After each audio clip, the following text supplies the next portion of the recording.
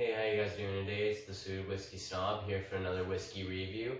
You may have noticed that I got a little bit of a different setup going on for today's review. And actually I have a little bit of a surprise. We're going to be stepping up in age statement. So it's exciting to step up in age statement for a couple different reasons. They put a lot more effort and time. Certain manufacturers, certain different type of whiskeys, of course, put more time into their higher age statement whiskeys, so you get much different complexity on the nose and the palate. And then another thing is it's aged longer in barrels, so you're also going to have the barrel notes are going to be much heavier. So that's an interesting thing when stepping up in an age statement when doing whiskey. It just kind of some things to pay attention to. But let's jump right into it, guys. So the Bowmore 15. One thing I'm going to start off with is I'm going to be a little bit biased towards this because this is actually my favorite. This is not just my favorite whiskey, this isn't just my favorite scotch, this isn't just my favorite Islay, this is just my favorite drink in general. Bowmore, and not just Bowmore 15, the Bowmore 12 is also a drink that I really enjoy. So yeah, like I said, I'm going to definitely be a little biased. So jumping into the design on the bottle, it's very, very nice. I like that it's finished in the kind of a subtle matte burgundy tone. And I believe the reason that they do that is to symbolize the fact that it was finished in sherry casks. So of course, like I was saying earlier, the sherry casks. Not only are you going to notice the sherry cask finish in the actual tasting notes and the nose, you're actually going to also notice it in the color alone. So it does have a little bit more of a reddish tinge to it. It's just amazing how much that changes things. But no, so a little bit of history about Bowmore is it's part of the Islay region of Scotland, which is known for its peat smoke. Very, very, very unique to Islay region of Scotland, and there's actually only 8 distilleries out of the Islay region, Bowmore being one of them, and of course behind me I have a couple others. We'll get into that later. So that's kind of one of the cool things about getting something from Islay, is you know that there is only a certain amount there. But looking at the bottle here, like I was saying, it's finished in sherry cask.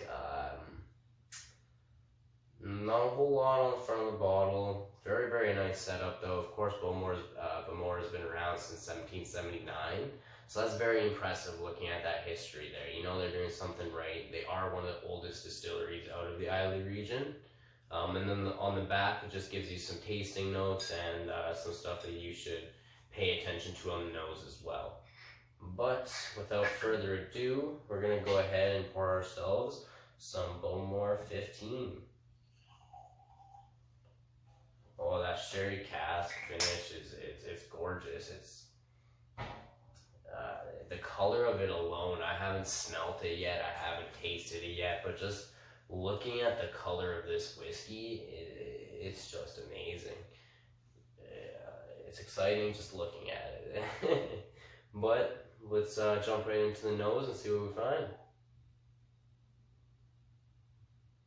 Heavy peat smoke right away off the top there, and then it seems to kind of get followed off a little bit of a dried fruit kind of flavoring, kind of deal going on there, and then mixed in with the peat smoke, I want to say you can kind of notice that sherry cask finish. It's very interesting the way that it's mixed in with the peat smoke. I love the smell of this is just so unique and so mind-blowing, the different scents that you get from it and whatnot. The fact that mixing all these together becomes so pleasant is just, it blows me away for sure. See, that time it was small little hint of peat smoke followed by the dried fruit. Very, very interesting. But let's go ahead and jump right into the palate and see what we find here.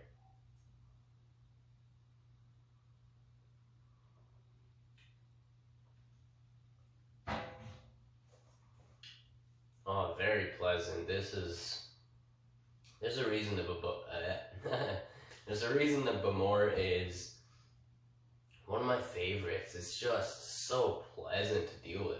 This is 86 proof. It's it's peat smoke, so it's expected to be a heavier whiskey, a little bit more of a harsh whiskey, but I find it goes down very, very smooth. And the peat smoke, it is very heavy on the Bowmore. It's very, very heavy. I honestly can't really think of anything else. I'm getting kind of a little bit of I want to say caramel, kind of chocolatey note as well there. But I didn't notice anything about sun-dried fruit on that taste. So we're going to go ahead and for another sip and see if we can kind of unlock some other tastes here.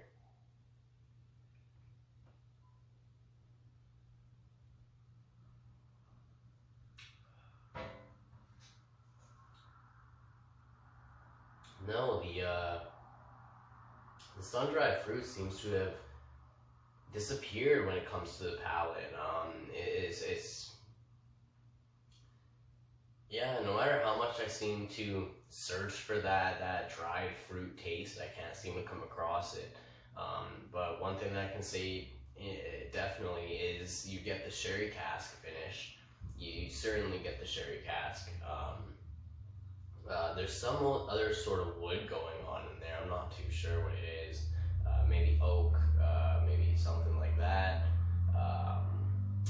You get like the dark chocolate, caramel, sweetness, and then you get the peat smoke. The peat smoke's always lingering there. The Bowmore is very famous for the peat smoke. It's just perfect balance of it.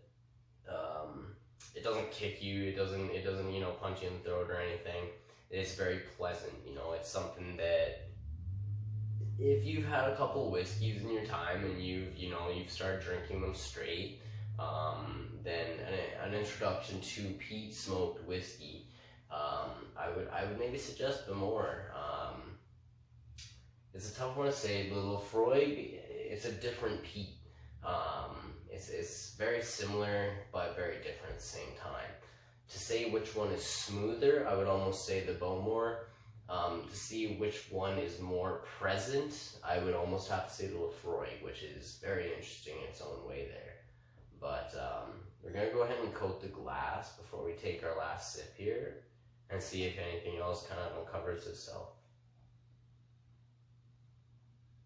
That sun-dried fruit, it's extremely heavy on the nose. It's very interesting that you get such a present smell of the peat smoke, or sorry, not the peat smoke, the sun-dried fruit. You get such an experience on the nose with it, but then on the palate it just dissipates. It's not there at all. So that's very interesting to me. I gotta try and see if I can catch it on the palate here. I'm sure that and that's the beautiful thing about drinking whiskey, is that because I'm drinking this right now and I don't get that sun-dried fruit in the palate, doesn't mean that next time I drink it that I won't. It's very interesting. It depends on what you drank that day. It depends on what you ate that day. It depends on how long you slept. It depends on so many different factors. But no, I'm very curious to see if I can, I'm just going to really focus all of my thoughts on it and see if I can notice it on this last sip here.